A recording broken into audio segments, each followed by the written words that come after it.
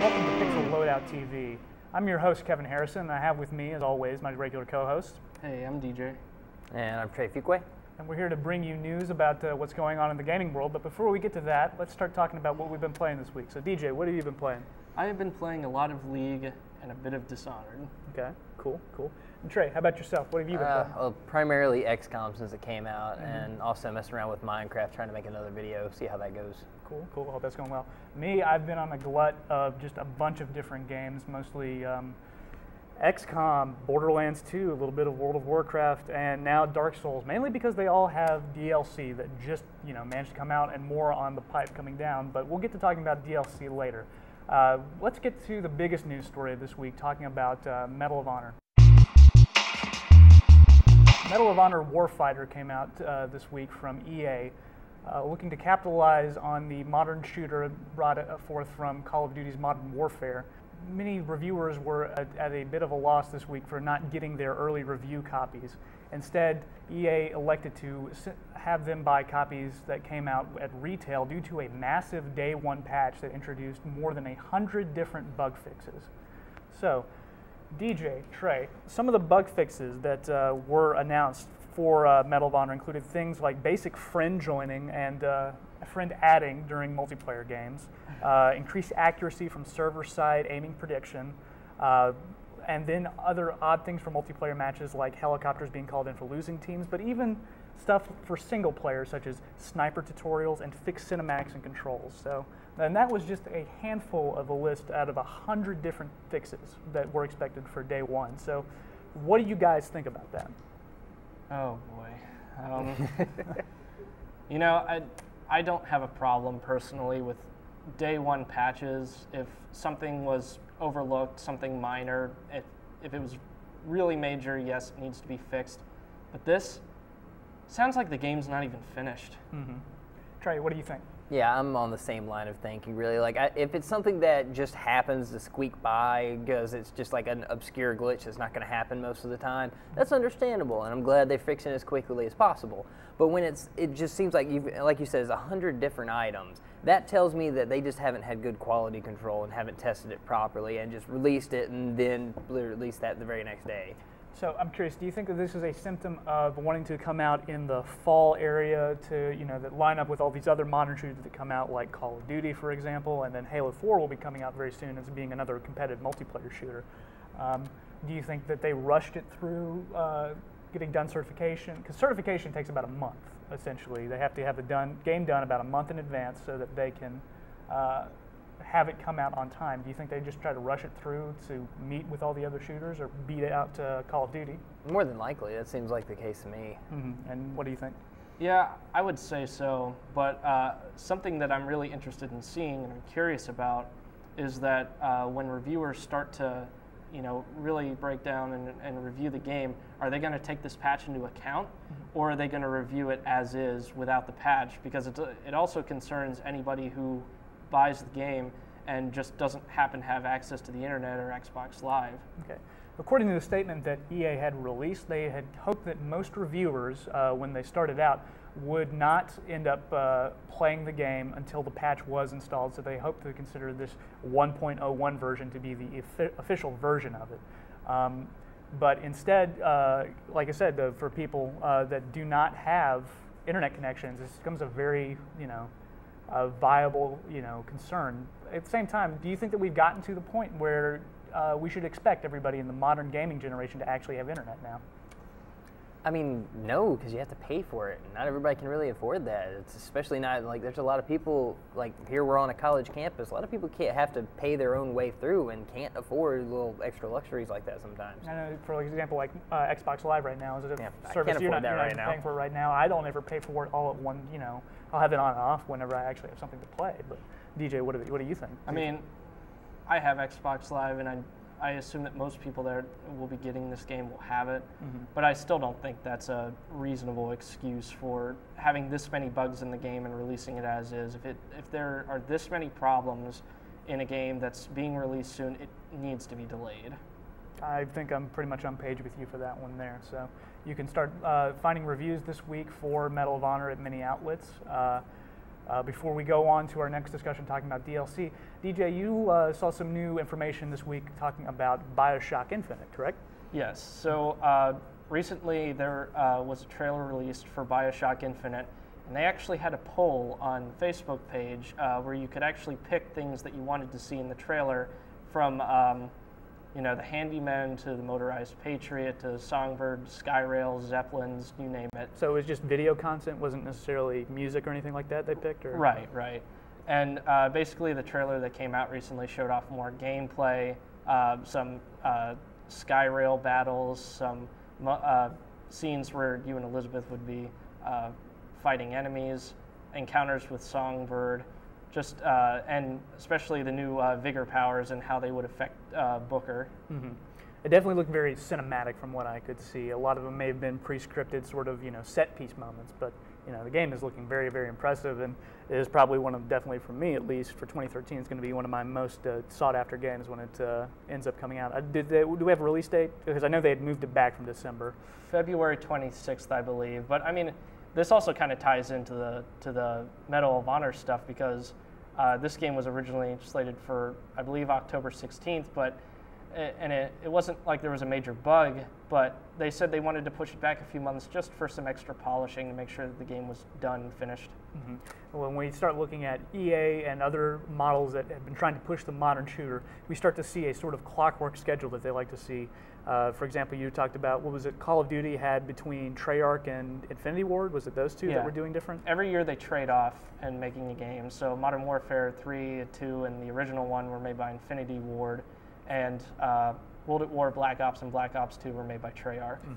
Mm-hmm. Other companies have done a similar thing. Microsoft, for example, it would want to do a Gears of War and a Halo trade-off in the early 2000s. So one year you got Gears of War, then you'd have a new Halo. That's also where we started getting things like Reach and ODST in the mix in there as well. And then also most recently EA, they've trying to alternate now between Medal of Honor and Battlefield. Battlefield 3 got pretty good reviews up there. The fight between Call of Duty 3 and Battlefield about which was the better shooter at the time. But Modern Warfare, it had come out the year before that, was largely panned, and from the early reviews that we're seeing now, it's also, and the amount of bugs doesn't seem to be winning any favor with anybody else either. Let's move on to talking about DLC. This past month, we've seen a huge amount of DLC announced by a multitude of different retailers, as well as having DLC that was just planned to come out in the month of October. For example, Borderlands has just recently had their Necromancer DLC along with their first story DLC. We also have had Dark Souls come out with their Artorias of the Abyss DLC. Mass Effect 3 got its big multiplayer update, and we have also this week had DLC announced for XCOM, Darksiders 2, as well as a multitude of other games, including Dishonored. So let's go ahead and start talking about some of the DLC options that were offered. DJ, why don't you tell me a little bit about the DLC offered with Dishonored? So Dishonored, they announced that they were going to have story content alongside 10 challenge maps, basically to test your skills at assassination. But I mean, it sounds reasonable. I believe the first pack is going to be 400 Microsoft points, so that's roughly around $5. Yeah. I think it got announced for December, I want to say. But they haven't done any, there's no season pass or anything like that offered. They haven't planned out this yet, necessarily, which is kind of interesting. Trey, tell me about some of the DLC that's being offered for XCOM. Well, I know they're planning on talking about adding a little bit more customization features. Also, some mission packs coming up that's supposed to involve, the Triad getting involved in China doing missions. I believe, yeah. And I think they went something like 3 story missions, and actually, story around the squad mate that you might get for it. But so XCOM is something that can lend itself to more, since it's so replayable. Putting in some DLC can definitely add a lot to it. It could be a good idea. I do worry. I don't want it to get too structured in the storyline, though, because that's going to take it more away from what it used to be in the earlier games back in like '94. I mean, I could see it as like an extra research option or something like that you come across, perhaps. XCOM, is good about throwing in random missions, and at the same time has so many maps that repeat. Seeing more maps would be a great that boon would be to a it. good thing. So hopefully that looks to be something pretty exciting as well. And just recently for the Xbox and for PS3, they finally got their Dark Souls DLC. I just got a chance to try it last night. Some of the most obscure DLC doesn't even tell you how to access it. You have to go through some really roundabout ways, but hopefully we'll have a review on that. So I was curious, what do you guys feel about DLC? This has been something that sort of is an invention of this gaming generation alone, sort of like we haven't seen anything to the degree that we saw for like the last console generation, but now that we have consoles that have hard drives and things like that, we're finding more and more DLC packs added onto it. Like, do you like DLC, DJ? Or? DLC is always a great way to support your game after its release, especially say if a developer is just waiting around for the game to be certified and they just happen to want to work on something and perhaps it becomes day one DLC. That's great too. What I don't like is how DLC can be abused, such as cutting content from the game and then adding it in as DLC later and charging people for it. Okay, so can you give me an example of something like that? Recently, with Mass Effect 3, the Omega DLC was announced. Originally, it was in the game to begin with. However, they had to cut it due to time constraints, and now they are adding it back in the game and charging people for it. They hope to make it the largest piece of DLC yet, so perhaps they've embellished on it a little bit more than they like to, but there is a point in the story of that game where it definitely feels like something is sort of left off and you're left waiting for, whenever they're going to add it back in. Trey, how do you feel about downloadable content? I consider it very much a double-edged sword because, like you're saying, there's great things that can come from it, getting map packs for certain games that you haven't been able to play in a while, just getting a new storyline content, something that gets you to come back to the games that you've already made an investment in. And putting $5, $10, $20 on a couple extra missions or something, as long as it's worth the value that I'm paying for is the main thing. A lot of DLC isn't, though. A lot of DLC is like cheap little accessory items, which I guess if you've got the expendable income for it, have at it. For a gamer on a budget like myself, it just seems silly and frivolous the majority of the time. It is interesting to note that when you start factoring all of the downloadable content you need I say need heavily, but that comes with a game, if you start putting that into the final price point of game, we're starting to see games move from a $60 price point to almost up to $100, maybe even more for some of the stuff that's announced. Now, eventually some of the things will get released as a Game of the Year edition and end up being cheaper. But it is interesting to note that this is a sort of, a delayed kind of way for publishers to be getting more money. And it is kind of nice, though, that you do get a complete package with a lot of games, and then eventually at some point it's like, if you like this game enough and you want to spend some more money, here's a way to do it, maybe even support a developer. So I was curious, you guys have favorite pieces of downloadable content that have been added to some of your favorite games? Trey, like, for example. From Elder Scrolls 4 Oblivion, the Shivering Isles DLC was definitely one of my favorites I've seen in a long time. It's just like adds in like this whole giant, pretty much campaign for you to go through. That's add a whole new story. You becoming the god of madness. Yeah, it's pretty epic. It's pretty wacky too. It's a huge tonal shift, but it was pretty cool definitely for Oblivion. DJ, how about yourself?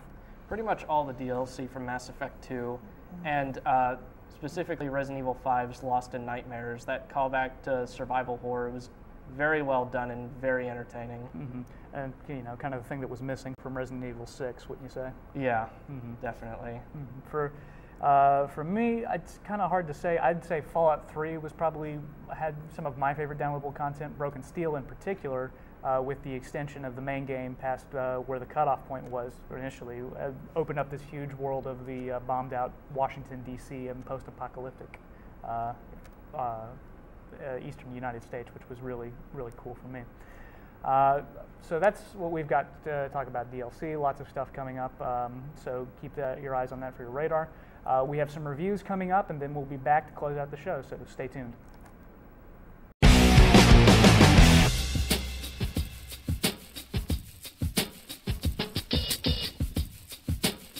Resident Evil 6 is the latest installment of Resident Evil franchise from Capcom. Ever since the fourth game, the series has been moving further away from survival horror in favor of third-person action. Resident Evil 6 showcases the most movement and action control than any previous title, making it more akin to a summer action popcorn flick. The game itself is divided into 3 separate cooperative campaigns, featuring series greats like Leon Kennedy and Chris Redfield, while introducing new characters such as Jake Mueller and Helena Harper. Each campaign seeks to offer a different perspective on the same narrative, but execution of such a grand plan is pulled off with limited success. The dialogue is comical and the story itself is nonsensical, more so than any previous entry. Gameplay is broken up too often by cinematics, and chapters go on for too long without a well-placed chapter breaks. Other features in the game are hit and miss, with Mercenaries mode being good arcade fun, whilst the antagonistic Agent Hunt mode just feels plain broken. Resident Evil 6 is out now on the Xbox 360 and PlayStation 3, but can only be recommended for hardcore series fans. XCOM Enemy Unknown is a turn-based strategy game pitting you as a commander of a united Earth defense force against alien invaders. XCOM comes as a reboot of the legendary 1990s PC game, known best for its tactical depth, environmental interactivity, and brutal difficulty. Most of the game's best features have been preserved in this update, while other aspects of the game have been streamlined. The game makes great use of an unnerving atmosphere put forth by fog of war and randomly generated missions, all while encouraging cautious play, as a misplaced move action can lead to permanent death of a squad mate. If you manage to keep your soldiers alive, you can rank them up and offer them new armor, weapons, and abilities. XCOM also places you in charge of research and base management, all in the hopes of gaining an advantage on the battlefield between missions. XCOM is currently available on Xbox 360, PlayStation 3, and PC, and comes highly recommended for strategy enthusiasts. Borderlands 2 has received 2 pieces of DLC content, the first being new character class and the latter new story. Gage, the Necromancer, is the 5th character class in Borderlands 2, and fashions you as a demented high school student with a penchant for giant robots. Like all of Borderlands classes, the Necromancer offers a varied play style based on which talent tree you choose. Little Big Trouble emphasizes electrical explosions, while Best Friends Forever offers up increased survivability for you and your robot companion. If you're up for a challenge, you could specialize in the Anarchy tree, offering up a game changer that nets increasing damage at the cost of accuracy.